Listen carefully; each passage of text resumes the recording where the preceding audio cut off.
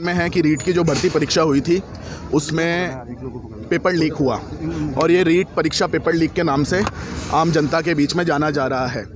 हमारी उस समय भी मांग थी कि सीबीआई जांच होनी चाहिए और आपने देखा कि अभी एक के बाद एक नए सुराग सामने आ रहे हैं। एसओजी की इन्वेस्टिगेशन में इस बात की स्वीकारोक्ति हुई है कि पेपर लीक हुआ था। जब इस बात की स्वीकारोक्ति हो गई कि पेपर लीक हुआ था तो उस परिस्थिति में जो मुख्य अभियुक्त हैं, सरकार के द्वारा प्रायोजित तरीके से जो पेपर लीक हुआ उसमें जो मुख्य अभियुक्त हैं उनकी गिरफ्तारी आवश्यक है।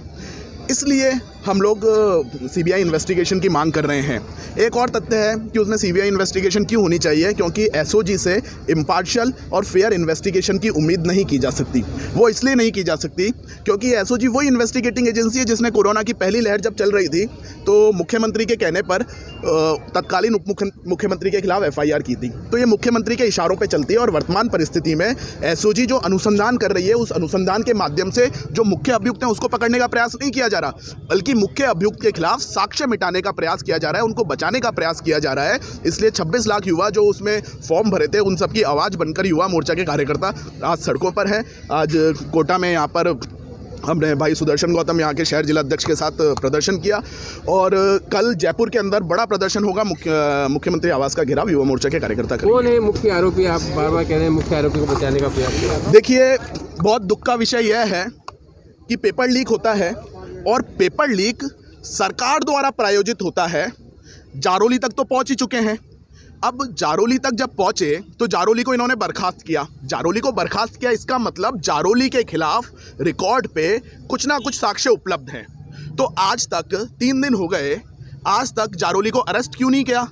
जारोली को अरेस्ट इसलिए नहीं किया क्योंकि अगर जारोली अरेस्ट होते हैं और उनके स्टेटमेंट रिकॉर्ड किए जाते हैं तो उसमें सरकार के जो उस समय जिम्मेदार लोग थे उनके नाम सामने आएंगे। इसलिए जारोली के माध्यम से उन तक ना पहुंच पाए, इसलिए इन्वेस्टिगेशन जो है वो सीबीआई को भेजने की रिकमेंडेशन सरकार नहीं भेज रही है। कोटा में प्रदर्शन के दौरान कार्यकर्ताओं के साथ झड़प भी हुई। पुलिस की क्या दमनकारी नीति से सरकार दबाना चाहती है? देखिए, वहाँ पर भी एसओजी यही कर रही है कि सरकार के जो मंत्री हैं, सरकार के जो जिम्मेदार लोग हैं उनको बचाने का काम कर रही है। और यहाँ पर जब युवा मोर्चा के कार्यकर्ता युवाओं की आवाज़ उठा रहे हैं तो उसमें भी पुलिस जो है वो युवा मोर्चा के कार्यकर्ताओं पर लाठीचार्ज के माध्यम से उनकी आवाज़ को दबाने का प्रयास कर रही है। आप देखिए कितना दुर्भाग्यपूर्ण है कि किसी भी प्रकार का कोई ऐसा विवाद का विषय था ही नहीं, पर पुलिस ने अननेसेसरी इसको विवाद बनाने का प्रयास किया और उस मुद्दे को किसी और दिशा में ले जाने का प्रयास किया।